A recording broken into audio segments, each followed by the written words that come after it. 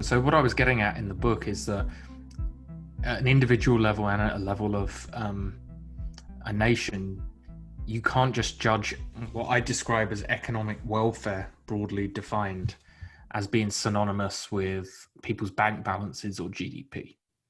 Now, why is that? Well, as I said, economics is really about human choices in a world of ever-changing constraints and ever-changing contexts. And in the context of something like a deadly pandemic, what our optimal behavior, what our the behavior that we want to pursue would be fundamentally different than in a time before the pathogen was with us.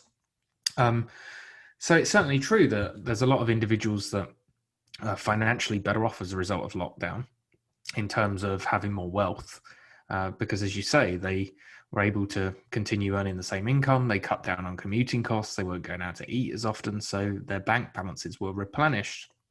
My example I thought was pertinent because the individual that I was talking about had always had the opportunity to work from home. He had always had the opportunity within his choice set to live the lifestyle of the hermit lockdown and, only go out to the grocery store once per week, never see his family.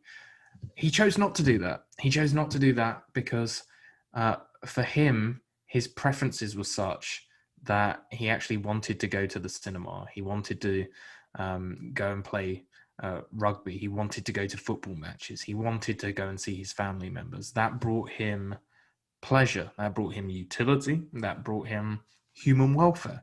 And that's what economics, I think, is about, is trying to consider how people make choices in an ever-changing world to enhance their own welfare. And the pandemic is a really stark example of how that distinction between welfare and financial well-being, it can be really stark at times. In the same way, that with a nation and GDP. So I think that finance is obviously finance, writ large, is obviously an incredibly important part of a market economy. A lot of financial activity greases the wheels for more mutually beneficial trades. We only tend to trade voluntarily when we're giving up something for something that we prefer. So trade is mutually beneficial and welfare enhancing. And the financial system is a crucial component of greasing the wheels for those trades. But it is not synonymous with economics. And I think that's a really key point.